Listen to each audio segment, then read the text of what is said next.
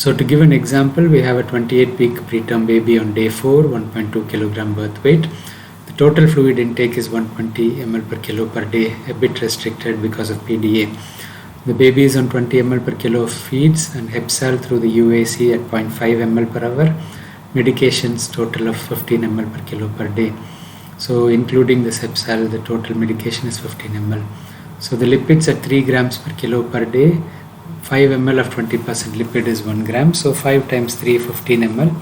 And the beta lipids, which is the multivitamin, the fat soluble vitamins, is 4 ml per kilo per day. The maximum is 10 ml. So even if a baby is 2.5 kilos, you will reach that maximum dose and you shouldn't exceed that. The total here of the lipids is 19 ml including the vitamins per kilo per day. So we deduct the lipid and other infusion volume from the TPN volume, all in ml per kilo per day. So 120 minus 19 plus 15 is 86 ml per kilo per day. So the 15 is infusion rate, 19 is the lipid rate. And the total parental nutrition volume of 86 times the weight of 1.2 is 103 is the total fluid in the parental nutrition.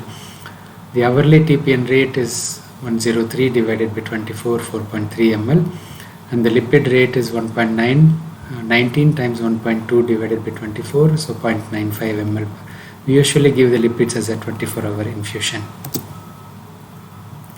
So we calculate the required strength of dextrose needed to get the desired GIR. For example, a GIR of 7.2 milligram per kilogram per minute. We need 12% dextrose, which will be the strength of dextrose in the TPN solution. Amino acids at 3.5 grams per kilogram per day. So once we know how many grams per kilo of these components we need, we can work out how much to add in the bag of 103 ml. So 3.5 times weight, that's the actual amount of amino acid we need, times 100 divided by 103, so 4.06. So this same factor of 4.06 divided by 4 is 1.01 can be used for the other components to convert as well.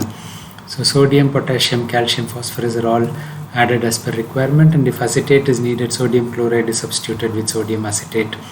If sodium is high, we can use potassium acetate instead, and bicarbonate is added to Hepsal in the UAC if we need to correct the acidosis more, so you can have half strength or weak solution or strong solution.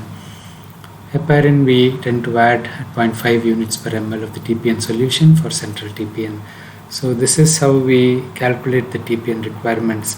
So suppose we have 3.5 millimoles per kilo per day of sodium, the calculation for that is exact same. So 3.5 times 1.01 will be added to the bag. Suppose the TPN volume, the bag is a bigger volume, then this proportion will change.